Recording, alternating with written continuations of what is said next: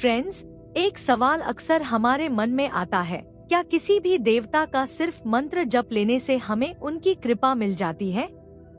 कई लोग दिन रात हजारों बार मंत्र बोलते हैं, लेकिन फिर भी उन्हें वो शांति, वो डिवाइन कनेक्शन क्यों महसूस नहीं होता? आज हम इसी गहराई को समझेंगे। ट्रूथ ये है कि मंत्र की असली शक्ति शब्दों में नहीं, बल्कि आपके दिल की भक्ति और आपके लव वाइब्रेशन में छुपी है।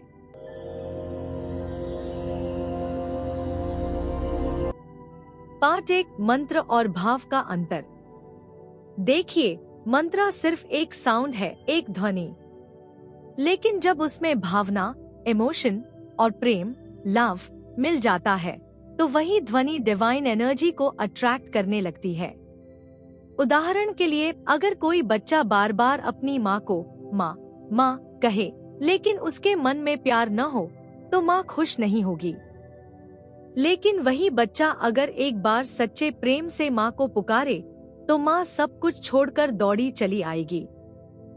ठीक वैसे ही भगवान को केवल मंत्रों से नहीं, बल्कि प्रेम से पुकारना पड़ता है।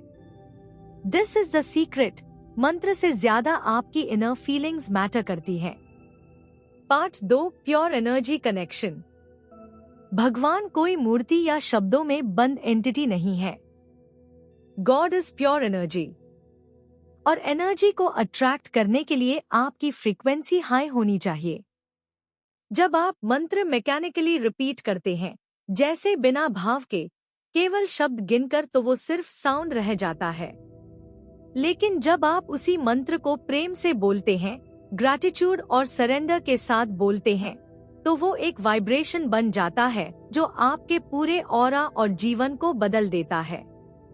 सो रिमेम्बर, मंत्र तभी काम करेगा जब आपका हार्ट ओपन हो, जब उसमें ईगो न हो, सिर्फ सरेंडर और लव हो।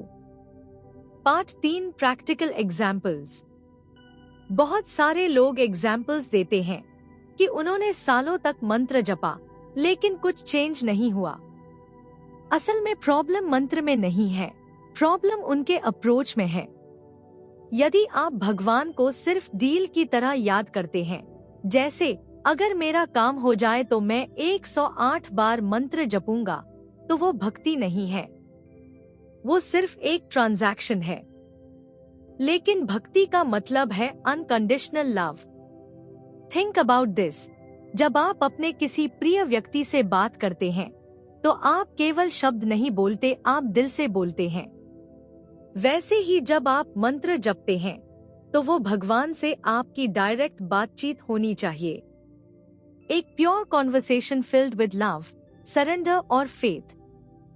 और तभी आपको इनर शांति, डिवाइन ब्लेसिंग्स और पॉजिटिविटी मिलती है। पार्ट 4, भक्ति का असली अर्थ। भक्ति का मतलब है सरेंडर।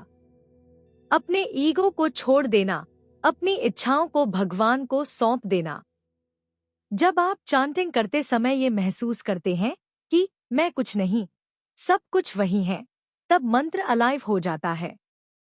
कभी भी ये मत सोचिए कि अगर आप मंत्र फास्ट बोलेंगे, ज्यादा बार बोलेंगे, तो जल्दी असर होगा।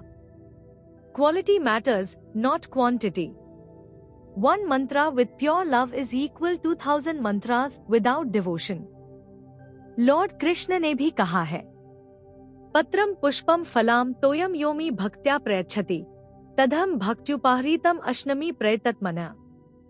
इसका अर्थ है, यदि कोई मुझे एक पत्ता, एक फूल, एक फल या थोड़ा सा जल भी भक्ति से अर्पण करता है, तो मैं उसे स्वीकार कर लेता हूँ।